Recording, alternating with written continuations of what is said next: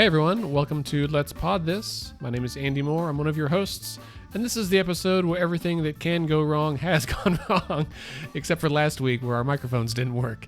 Welcome to the show. I'm joined as always by Scott Melson. Hello, sir. What's up, dude? We'll skip the fact that we just all did this already, and I hadn't hit record yet. So Let's pod this, take two. Take two. It's just another day in paradise. It's because we're recording on a different day. Yeah. We'll blame that. And the rain. It's the rainy season. The monsoons. Mercury in retrograde. Did you hear that? Our equipment is sensitive to moisture, so please sponsor the pod so we can get better. No. This is like our fourth iteration of stuff. But if we had that external doodad, the Zoom H6 recorder, we'd be in business. That's what we need, guys, an external doodad. That's right. Every week, Scott and I text it to each other. It's on sale. We still don't have the money, but we want it. Will our wives be mad if we spend the money on this? Yes. Yes. What about all the microphones? Just to be clear, that impression was of neither of our wives. Yeah. That was a fictitious person. Mine would be, what is this $500 charge to random electronics store? I don't know. We were hacked. Heart monitor? Yeah. Medical things. It's for work. It's a VFib. Is that a thing?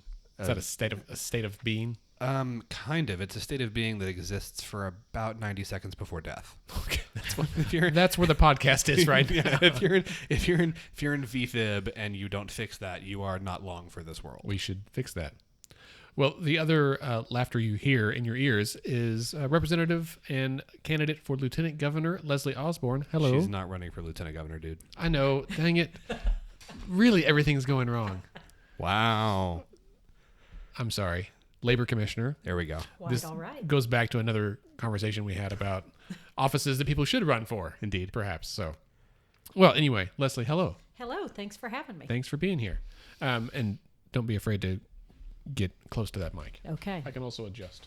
All right, super. So, this week, a couple of quick announcements. We'll start like we always do. Thanks, everyone who came to our Capitol Restoration Project tour. Scott, you went on the tour last week. Dude, it was so awesome. Did you like it? It was so awesome. I mean, I was like nerding out hardcore. The part of me that loves old buildings was nerding out. The part of me that thought I wanted to be an engineer and loves like big buildings and like systems and electrical stuff and plumbing stuff, that part of me was nerding out. My patriotic Oklahoman was nerding out. And then the part of me that likes mountains and heights and climbing and pictures was nerding out that I got to take a selfie with the dome. That's right. How many people can say they took a domie? A domie. Right. There's not many people that took a legit domie, but I'm one of them. Right. Leslie, have you toured the project? I have. And, it really is something that needed to be done. Yeah. The first 4 or 5 years I was in the legislature, we talked about, do we bond this? Do we do this? And there was so much worry from citizens that we only wanted to make ourselves palatial, fabulous offices. No, the building was falling down. But in the meantime, while it was falling down, and you couldn't even buy parts for the air conditioner and heater, you had to actually manufacture them to the wiring, just a miracle of God that it hadn't burned the building down. To these kinds of things, at the meantime, if you're already doing this, take it back to its original splendor. You don't have to be opulent. A lot of it was hidden under sheetrock. Mm-hmm. And just some of the things they found back to statehood are fabulous. It's truly the people's house. Kids need to start going there on field trips again when it's completed. That used to be when my kids were little. Yeah. You saw so many groups. We didn't see many the last few years because it wasn't really the showplace it should have been. Mm-hmm. And I think that it's something people need to see. I totally agree. And I mean, and I'll tell you from my perspective too, there's definitely like there's kind of you get like when you talk about cost of these things, that's like you get what you pay for. I mean, this is expensive. I mean, I think Trey Thompson told us it's like a total of like $249 million in mm-hmm. bond issues, mm-hmm. which is a lot of money, but it's being well spent, and the work that they are doing is incredible. Like right. This is not a like modular, like ordered online and put it together when it gets there. Kind of like they are going through, they are repairing the facade literally stone by stone with master masons from all over the country. The paint mock-ups that we saw on the lower floors are incredible. Going back to the original color, the plaster. I mean, it's just it's being done really, really well and in a way that I think should last. It also is an example of when you don't practice stewardship, what happens.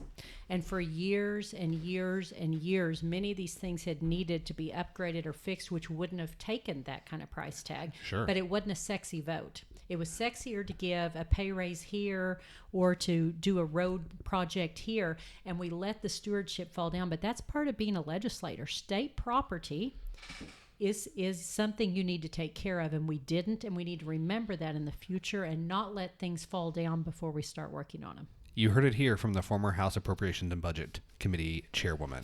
All right? So just mark that down. I too am not a sexy vote. It's if you'll send me your pictures, I'll take with my pictures and I'll put them on the blog post for this episode as a update, because I toured it first a year ago from the day that we went on Friday, and it was amazing to see how much progress they had made in the year. And Trait, who's the project manager and a friend of the pod, said that he's just now feeling like they're actually making progress. Yeah. And they're 3 years into it, I think.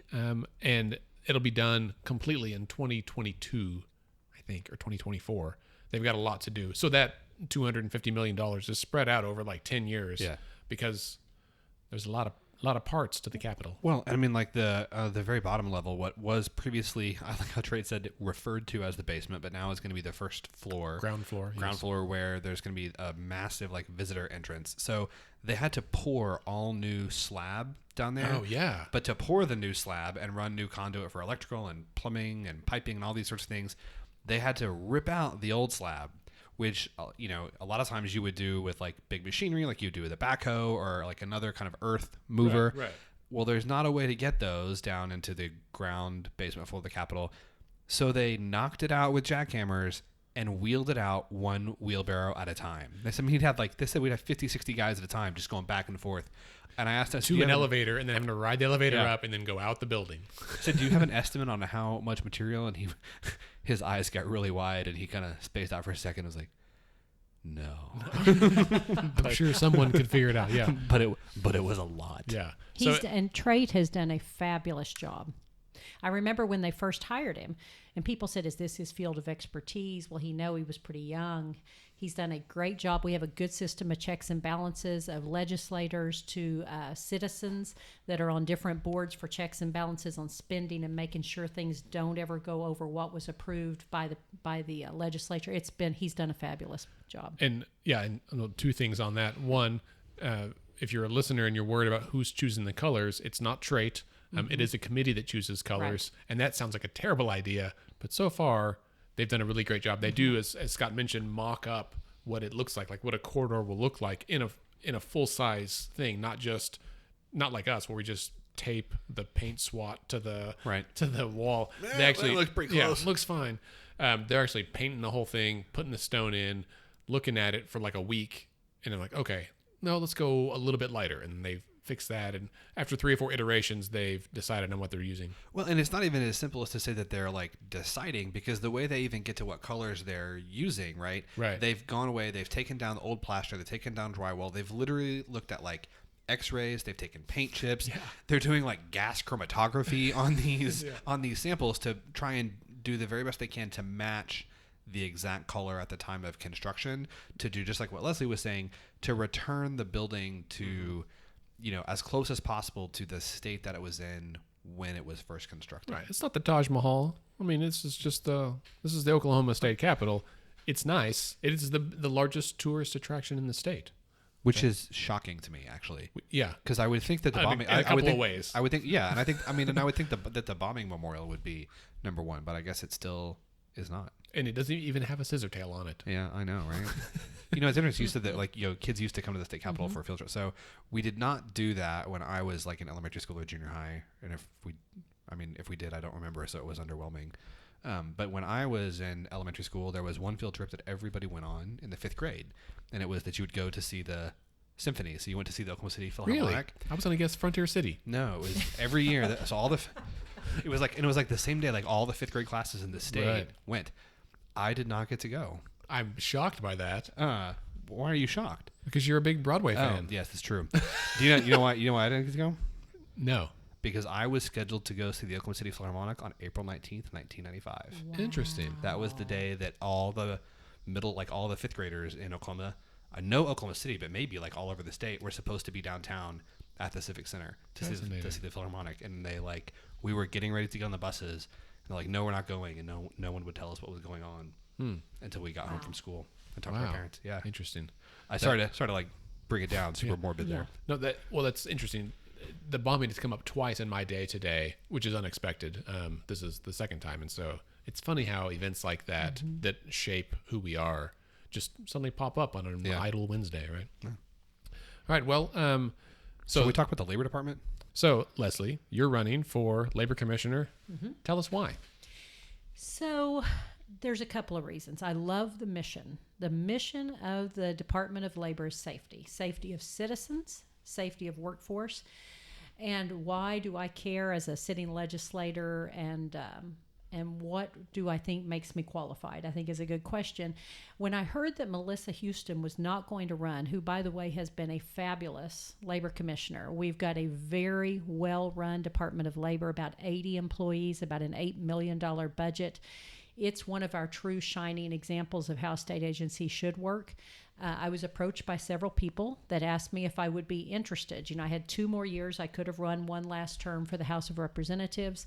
But then this opportunity would have been gone, so big decision. But I had worked with several labor commissioners on legislation in that area. So one of the things that I did was I was approached by the compressed natural gas industry about 5 years ago about making a modicum of regulation for people that do conversions on compressed natural gas vehicles. The natural fit would have been to put this over at CorpCom, but at that time, this is when injection wells and earthquakes and everything were starting to happen. They were overloaded and underfunded. The Department of Labor was willing to take on this, and so I did a lot of interaction with them and loved what they did in that we set up a bare minimum of regulation where you have to have, at least a 10-day course at a career tech, because you're basically handling a missile that you're putting in the back of mom's minivan. Right. Yeah. You have to, and you have to know that you can only use an EPA certified kit. Prior to this, we had people on Craigslist saying, bring the van over and we can do this. People were literally doing it like in their garage, which at was home. Really? Not safe. And people say, why do we have licenses and regulation? There's always the fine line between keeping the safety of your citizens and letting the free markets rule. Somewhere in the middle is the proper thing, and I don't believe in blanket approaches where you say we should have no licenses in the state or everybody should license. You work with each individual industry. You don't want licensure to be an impediment to free markets or to say people that are in justice reinvestment coming out of prison. But on the other hand, you don't want somebody that got out of jail for embezzlement last year handling grandma's closing fund at a title company. Right. Sure. There are certain checks and balances, and they need to be different and according to each one. The Department of Labor was beautiful about reaching out to all the industry, multiple meetings of coming in, tell us what is too much, what's enough, and it was one that was well received and done. So that being said, with my 10 years of experience in the legislature, having worked with them, having written their budget as an A&B chair, and the main people they interface with are small businesses in all 77 counties, my prior experience before I came into the legislature, I owned my own business in Tuttle, Oklahoma for 22 years selling heavy-duty truck parts, Osborn pickup accessories. That is maybe my favorite part of your bio. Hey, I need a new bull bar from my Outback, so if you've got a line on that. Okay, so if anyone knows what I don't think that's a heavy truck equipment, dude. No. When I tell that, I always get snickers, and I say, listen, women didn't always sell Avon. I grew up on a farm, business degree, and found a product nobody was selling in Oklahoma. You could not buy back then a big black pipe grill guard to put on the front of your truck. You only had chrome ones being sold everywhere in the state. Not one person in this state was selling them. Well, if you hit something with the chrome grill guard, a deer going down the road, you've just totaled your truck. Right. If you have on one of these ranch hand grill guards, it bounces off and you keep going. So it was not just, it was a safety issue. Sure. It was a property stewardship issue. Ended up having 25 dealers across the state, sold wholesale and retail, sold the business 6 years ago. But Department of Labor interfaces with small businesses.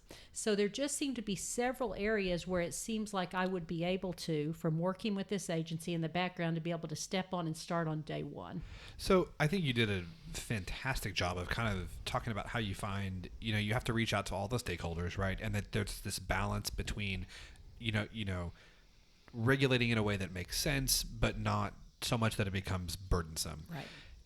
Talking about the labor department specifically, and your experience as a business owner, but also as a legislator and potentially labor commissioner, how do you find the balance between like management and ownership, and then labor, like employees themselves? If you've got an industry where, I don't know, you make widgets, and all the owners of all the companies that make widgets say, well, we really feel like this is how regulation should look, but the 10,000 widget employees that work for them feel like it needs to look different.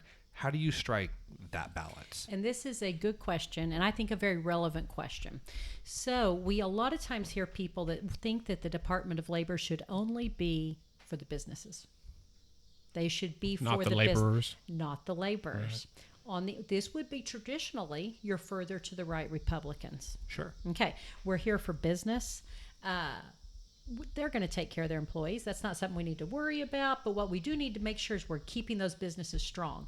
Then on the other hand, you could have a further to the left person running for this, or somebody in there that would say this is all about workforce, the demands of workforce. Yes, we're a right to work state now, but we need to make sure we're on hour and labor and hour and wage division and these types of things. But we aren't thinking at all about things that the business needs to keep going to employ those people. I, in my entire career, have hoped if I've done anything, I've been able to look at both sides. I'm rather known for being blunt, honest, and bipartisan. I think the biggest problem, and I'm going to go off just a second here, the biggest problem facing Oklahoma and America in politics is people that live in their own bubbles. So the far right friends I have that will do nothing but listen to Fox News, and the far left friends I have that will do nothing but listen to MSNBC, and they refuse to interface. They don't believe in civil discourse, and they don't want compromise because they are right, and they have never listened to the other side. That is the problem. And until we put people in office and people running agencies and people that are making decisions for us that will listen to both sides, work together, nothing changes. So it's really just to kind of like talk to, it's just like what you're saying. So you talk to management, you talk to employees, and you Absolutely. say, here's what they want, what's the middle ground here. Exactly. You mentioned right to work, and just in case, that's something, I want to say that passed in Oklahoma like 15 years ago. It was before I came into the legislature, yes, and it's constitutional. We have that. So could you just, for anybody who's listening and is like, what are they talking about? Could you kind of do two things? One, explain what right to work is, and two, what are your thoughts? How do you feel about right to work, and do you feel like it's been good, bad, and different? What is right to work? What do you think? First of all, most people, when you tell them you are going to run for Department of Labor, think that that's all you're going to do. They assume, rightly so, by looking at the moniker, that these are people that deal with nothing but labor issues. Sure. That being said, the wage and hour division is a tiny, very underutilized, probably part of the Department of Labor. When right to work passed, and before I was ever in, I remember the years when Keating used to give his speeches, and there would be a whole consortium of people shouting about right to work, for it or against it, kind of like when Scott Walker in Wisconsin and all that. Everything was very divisive as far as union labor versus non-union. That's really not an issue, and to be honest, it's not anything that's dealt with at the Department of Labor anymore. There is a wage and hour division. There is a child labor division. But the vast, vast, vast majority is safety issues for employees, free programs that go out to every business, public and private, all 77 counties, and offer free consultation services, keep your employees safe. That's where you work with the employees. Okay. But number two, it also helps the businesses because they're going to get lower comp rates because they are doing everything to keep their businesses safe. Right. And recently, the governor tasked with an executive order, workforce development, over to the Department of Labor, which is where it needs to be. I've already visited with Marcy Mack, the head of Career Tech, Joy Hoffmeister, the head of Education, about a collaboration with the three. We have beautiful jobs we've created, for instance, in the aerospace industry. When I came into the legislature 10 years ago, oil and gas, number one job provider, ag, number two, agriculture. Now, agriculture's number three, aerospace is the number two provider of jobs in the state because of those tax credits. For every dollar we spend, we get 8 in return.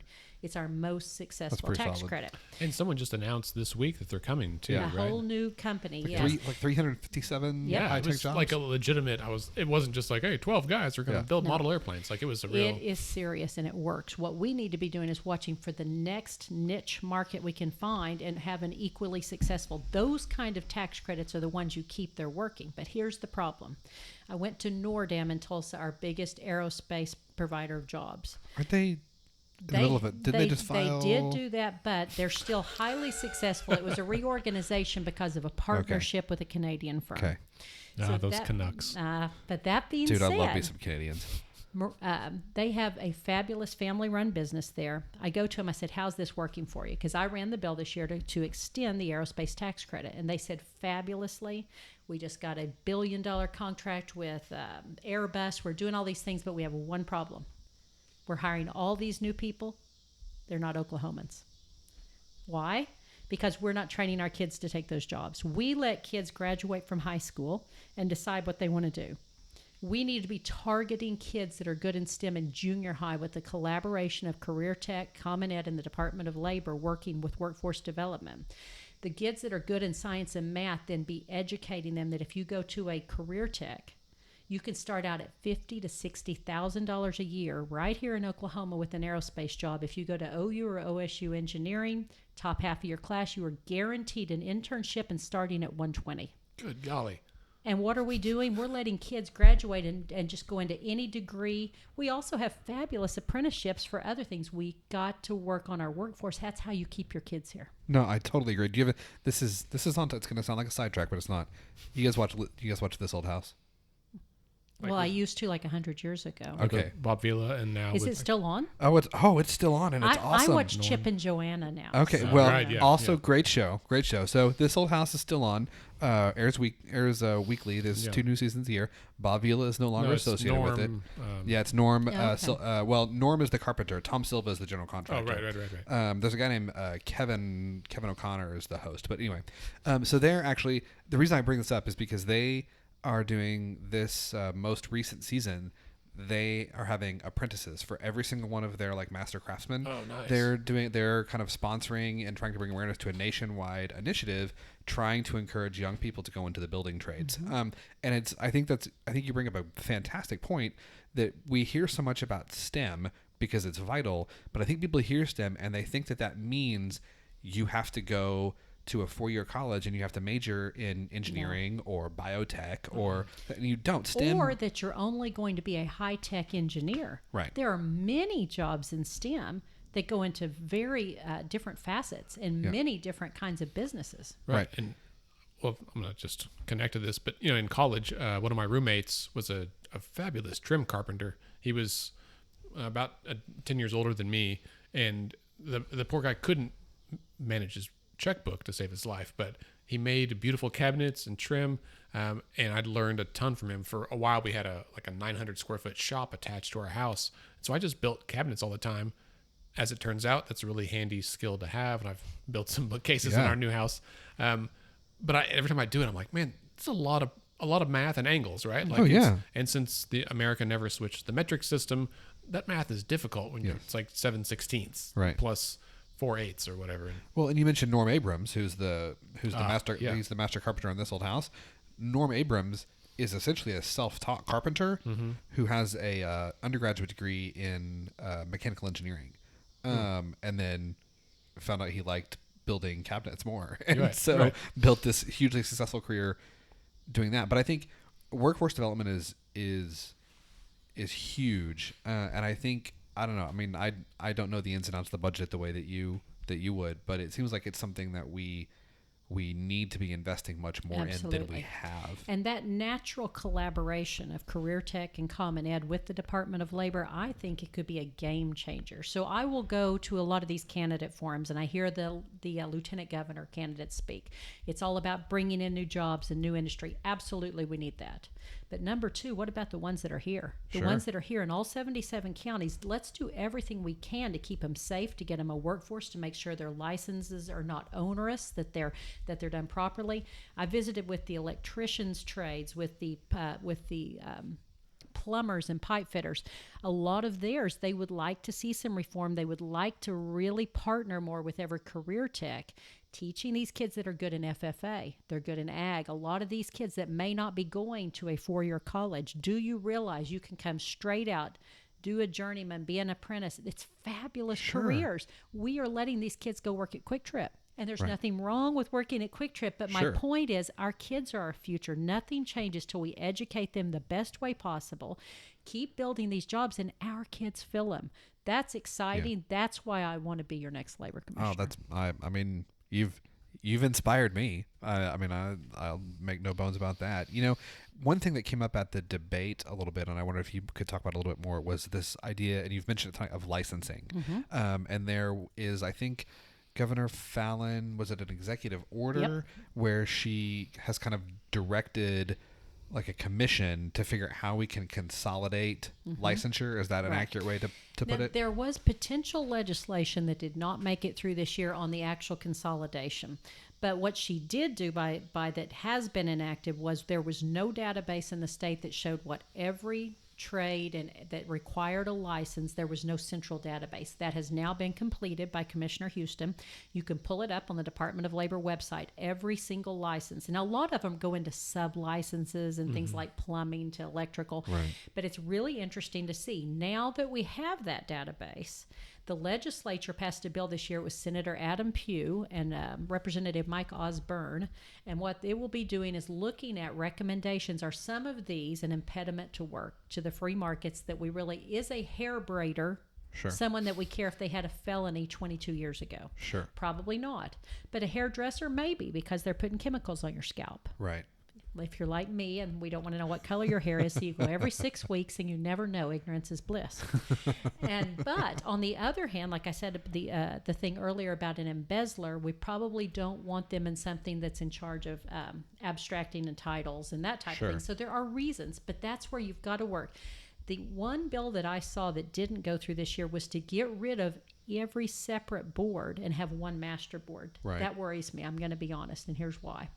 I'm going to give you an example. The Department of Dentistry, it's a non-appropriated agency, has 12 board members, non-paid dentists from every area of the state. They know how long tools should bake in an autoclave. They know about safety standards for dentistry. They know the difference in do you need what kind of tech in there if you're doing oral surgery. But somebody that also is doing electrical at the Devon Tower doesn't. If you have one master board, without people in those specific type things, are we going to have the right oversight? That worries me a little. Nobody is an expert in everything, and I don't have a problem with a board having a field of expertise. But you can't be experts in everything. But you can't be. So if you have your individual boards, and they're not even paid. So a lot of these, you'll hear like gubernatorial candidates say, "Oh, we have 32,000, agencies." Okay, no. We have 67 that are appropriated. That's the number you need to remember. We had 85 when I came in. That's how many we've eliminated, streamlined, consolidated, public-private partnership. But a lot of those, like say the dental board, they take no taxpayer dollars. It's all on fees and fines. It's working. They have their own experts. It's rotating board members. If there's a problem with one, they're removed. What's wrong with that? And do we want to call that big government, or do we want to call that efficient for that industry? I think I would say, like for me as a licensed professional counselor, there's the behavioral health board of behavioral health that monitors LPCs and LMFTs and LBPs. No one knows what that is, and I think they do a great job. They used to be part of the Department of Health, and they spun out several years ago into their own quote agency. But all of our fees, our licensure fees we pay, go to them, and it pays the salaries of the 3.5 employees they have that just But they understand manage paperwork. what you do. They know your purview. What if Right. you had somebody that was also trying to worry about roofing? Right. And somebody else that As was a worried roofer, about, I understand that. about somebody that was a crop duster. Right. Okay, Right. We're not paying any money with taxpayer dollars to that board. So what is the problem with letting them have that purview? Right. Now, you need checks and balances. You want to make sure that you don't have protectionism or something going on with some age. Right. But the vast majority are working. Let's just look at the licenses and make sure they're not onerous. Sure. And you bring up the point about the funding and where the funding comes from. So most of these boards, that whatever their funding comes from the licenses and fees that they administer, right? Mostly from their licensing fees. So, for Right. instance, with the dentist every year has to take their continuing education. They pay a small fee. They get the 2 or 3 people that work for them. They monitor legislation to make sure nothing happens at the Capitol that is onerous to their purview. And it works pretty well. Not $1, but there is purview from OMS, the Management Enterprise Services Agency, just to be watching over them to make sure they're not doing anything. But if they're not taking taxpayer dollars, what's the problem with industry doing some of that self-regulation? And you see it yourself with the social work. Sure. And I think it's the point you made earlier makes sense that I think there are certain professions where it makes sense. Doctors, dentists, therapists, like people Professionals. and people where you can have Lawyers. You can have like a devastating impact on someone's life, Oh, right? But Like, but let's go. Electricians. yeah, sure. So you Yeah. want live. Some people might say, "But electricians don't go to college." Well, first of all, a lot of them did. Right. They might have a business degree before they did that. Right. But second of all, that's also can be life threatening. Electricity. Oh. Yeah. And that's where I use the one example of not hairdresser, of hair braider. Sure. There's going to be some out there that we've gone too far on. Sure. That are an impediment to people that might be able to come into a job. Or you might have somebody that say if you had the plumbers that said no felony convictions, Right. and they realize they're not getting enough pool. What if you worked with them and said, okay, would you consider no felony for 5 years but random drug tests? Right. I think that's a win-win. Sure. Work with the industry to make sure you're getting enough workforce, but not doing protectionism. Right. Right. It just has to be. It can't be a blanket approach. It's What- more work, but you have to go individual.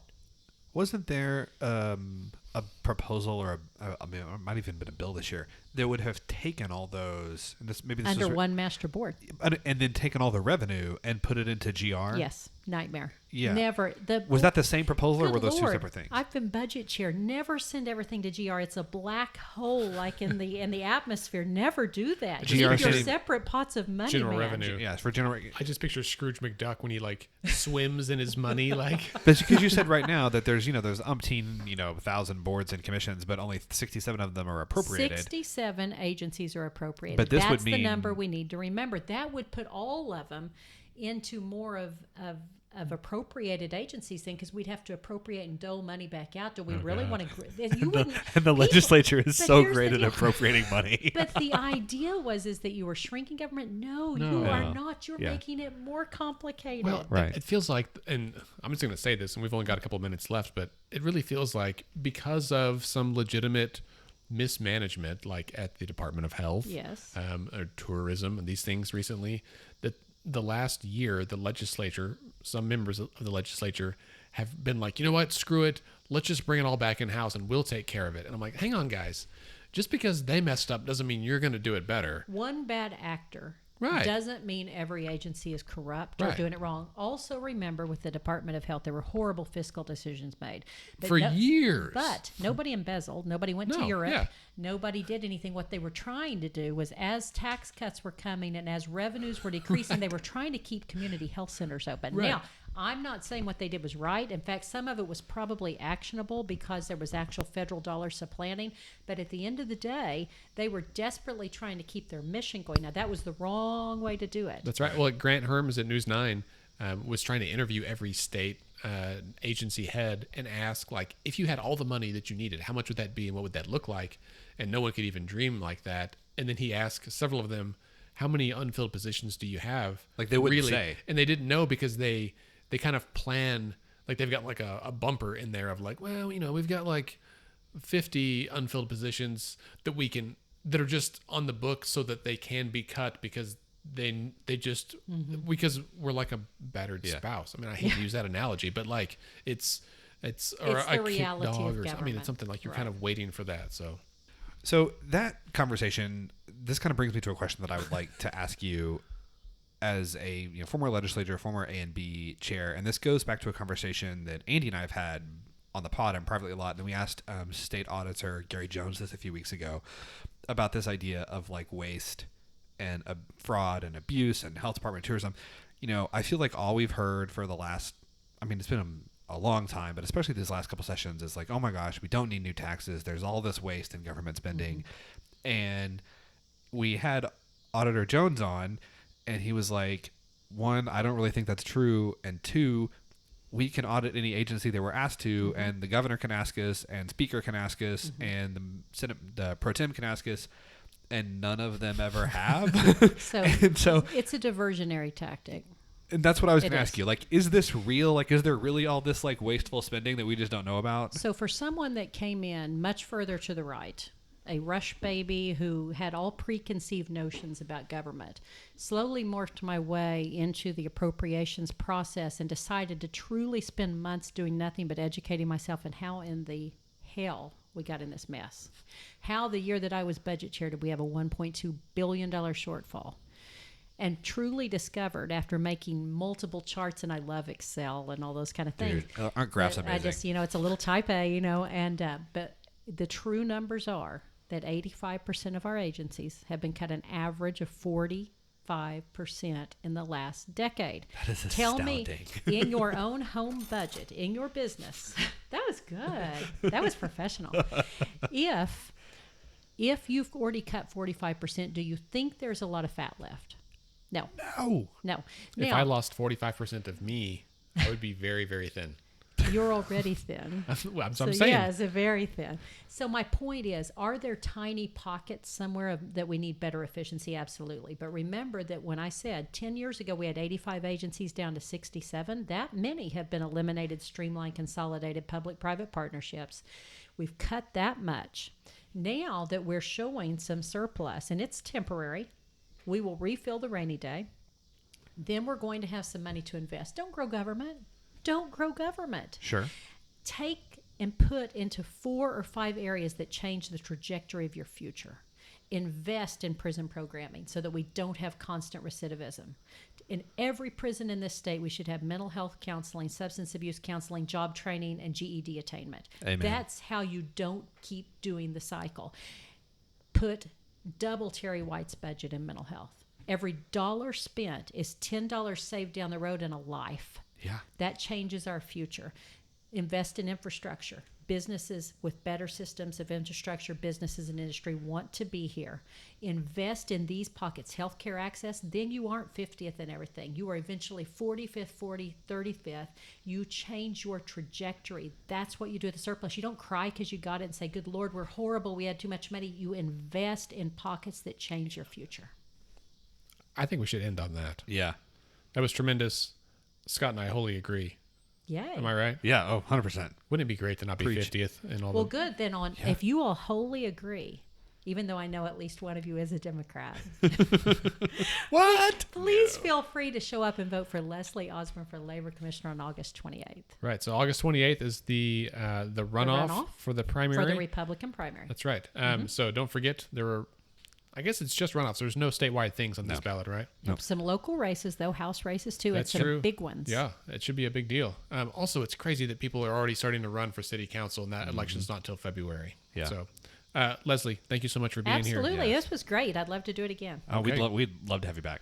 And speaking of coming back, the announcement I was going to make early on, or the reminder, is that on the big election day in November 6th, right?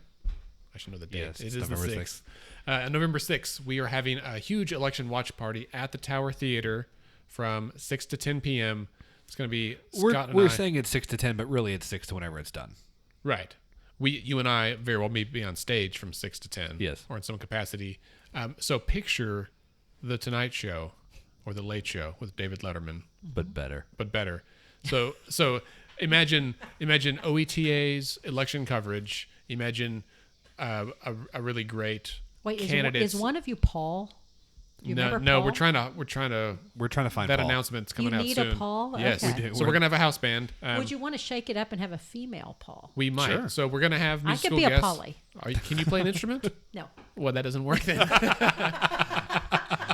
You just be like Andy Richter I over can there. carry a boombox There or we go. something. That's just hit the tape deck. Leslie on the That's tape what deck. you just did with that little change That's true. sound. Yeah, that's right. Exactly. So we're gonna have a house band. Scott and I are going to co-host. We're gonna have musical guests. We're gonna have interviewees. I love and- it. This is fun. And it's gonna be, there'll be a cash bar. We're gonna have food. It's gonna be a big party. Do we have a location? The Tower Tower Theater Theater. on Love it. 23rd. One Love it. side will be red. One side will be blue. The food will be in the middle. So you've got to come to the middle. Shake Remember a what I hand. said about people in their bubbles. Right. Yeah, This we is gotta it. get people in we're- the middle. We're bubble busters. You know what we ought to do? We ought to not put the food in the middle. We ought to put half the food on each side Right. and make sure there's really good stuff on both sides. So Right. people have to. They have to integrate. They have Right. to. Yes. So put the meat like on the Democrats and the veggies on the Republicans so that they have to Right. go Ooh, across. I like that. The meat on one side and the sauce on the other side. Right. Meat sauce.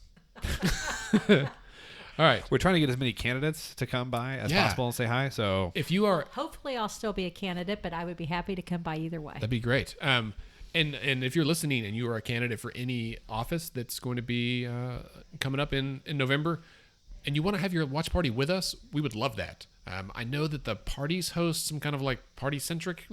Well, screw that. Come hang out with us.